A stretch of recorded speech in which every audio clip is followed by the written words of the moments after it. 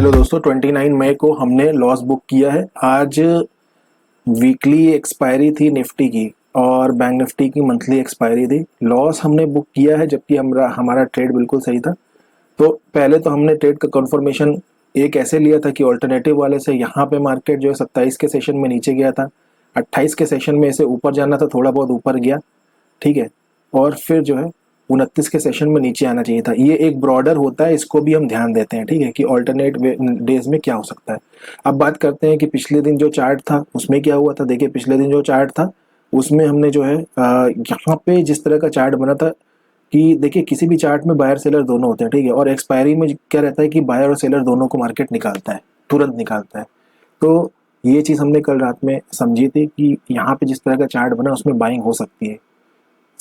Definitely यहाँ पे seller भी थे, उसका भी कैसे पता चला है मैं बताता हूँ। यहाँ पे बाइंग हो सकती है क्योंकि देखिए यहाँ तक मार्केट आने के बाद इस लोअर पॉइंट था इसका, ठीक है, और साथ में 81,000 का लेवल भी कह सकते हो। तो बहुत सारे लोगों ने यहाँ का एसएल लगा रखा होगा, एक तो इस लोअर पॉइंट का और बहुत ज़्यादा उसके बाद लोगों ने 81,000 का, ठीक है, 100-120 पॉइंट का फर्क है, ज़्यादा नहीं है। तो यहाँ पे बायर तो हो सकते हैं, ये चीज़ तो क्लियर थी। अब ऐसा नहीं कि यहाँ पे सेलर नहीं होंगे, क्यों, देखिए मार्केट नीचे आया और नीचे ही नीचे सस्टेन कर गया तो कहीं ना कहीं सेलर भी आए होंगे इस उम्मीद में कि गैप डाउन खुल जाए या कुछ हो जाए। अब देखिए मार्केट की आदत होती है दोनों तरफ के लोगों को जो है पैसा हड़पने की, दोनों तरफ का बायर और सेलर दोनों को परेशान करे, ठीक है, यानी कि पुट बायर और कॉल बायर दोनों को, पुट सेलर कॉल सेलर दोनों को, ठीक है। तो इस तरह से मार्केट में काम होता है। अब जिस तरह की ओपनिंग मिली और जिस तरह का ये मोमेंटम आया तो ये हमारे फेवर में, बिल्कुल मैं जैसा चाह रहा था बिल्कुल वैसा ही हुआ, ठीक है। मैंने कल रात में ही सोचा था कि एक तरफ वालों को निकाल के मार्केट दूसरी तरफ वालों को आए, और खास तौर से वो जो है पुट साइड पे हमको आज ट्रेड लेनी है तो कुछ उस तरह का बने, तो कुछ इसी तरह का हुआ था। मैं अपनी ट्रेड भी आपको दिखा दूंगा, ठीक है। पहले समझ लेते हैं कि आखिर इसके पीछे लॉजिक क्या था। अब मार्केट में गैप अप खुला, गैप अप के बाद बहुत बड़ी रेड ग्रीन कैंडल बनी और उसके बाद दूसरी बार ये जहाँ पे दूसरी बार जो ग्रीन कैंडल बनी, देखिए और समय आपने देखा होगा कि इस तरह से जब भी ग्रीन कैंडल बनती है मैं जो है बाई कर लेता हूँ, ठीक है। तो वो उस समय की बात रहती है। देखिए एक्सपायरी में चीजें अलग रहती हैं और चार्ट भी देखा जाता है। तो यहाँ पे जो सेलर थे वो सेलर निकल गए थे, जिन्होंने यहाँ पे सेल किया था उनको मार्केट ने निकाल दिया। तो एक्सपायरी है बहुत ज्यादा लंबी नहीं होती, ठीक है, यहाँ पे दोनों तरफ का चीजें दोनों तरफ वालों को परेशान करता है।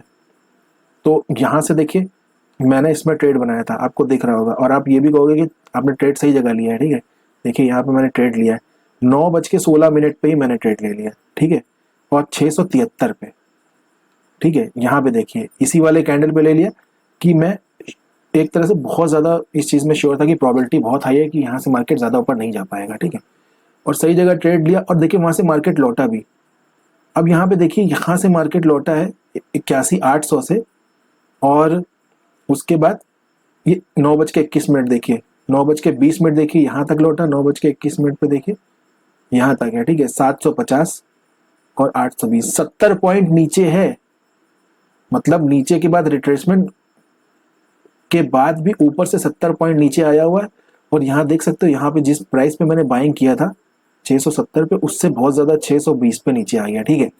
तो ऐसा क्यों हुआ, इसका जो है कल के सेशन से जो एक कनेक्शन जुड़ा हुआ है। कल के सेशन में क्या होता कि प्रीमियम बहुत ज्यादा गिरा, बहुत ज्यादा हाई था और लगातार गिरा। मतलब पुट मार्केट नीचे जा रहा है उसके बाद भी पुट गिरे जा रही थी, ये हो रहा था। तो वो असर थोड़ा थोड़ा यहाँ भी देखने को मिला, वरना अदर डे होता कोई, अगर ऐसा नहीं होता प्रीमियम का कुछ चक्कर, तो हम जो है प्रॉफिट में आ जाते, ठीक है। देखिए 70 पॉइंट नीचे होने के बाद भी ये बराबरी तो छोड़ो उससे भी नीचे आ गया, ठीक है। तो ये प्रीमियम बहुत तेजी से गिरा, जिस कारण से हमने इस ट्रेड को देखिए यहाँ पे इस वाले में निकाल ही दिया था फिर डर के मारे, ठीक है। अब डर के मारे नहीं होता है, यही हमारा ट्रेडिंग का स्टाइल है, इसे डर नहीं कहते, ठीक है। जहाँ पे प्रीमियम सोचिए जरा कि पुट साइड में जाने के बाद भी नहीं बढ़ रहा है और एक बार आपके अगेंस्ट चला गया ना तो आपका 100 पॉइंट 120 पॉइंट का ऐसे पहचानेगा भी नहीं कहाँ पे कब हिट हो गया, ठीक है। तो जितनी तेजी से नीचे गया था फिर मुझे देखिए यहाँ पे इसको जो है कितने पे निकालना पड़ा, 640 पे, ठीक है।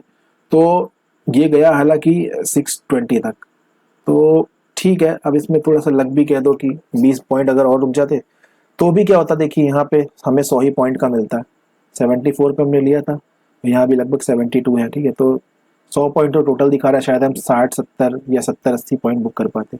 उसके बाद फाइनली मार्केट नीचे ही गया, ठीक है, और बाद में ऊपर गया, जिससे हमें यहाँ पे कोई मतलब नहीं है, हमारे यहीं पे ट्रेड बन जाती है। तो देखिए यही है कि मार्केट में सेम एनालिसिस के साथ हमने आज सेम ट्रेड लिया, हमारा कल भी प्रॉफिट अच्छा हो जाता, क्योंकि थोड़ा सा मार्जिन में शॉर्ट पड़ गए थे हमारे, ठीक है।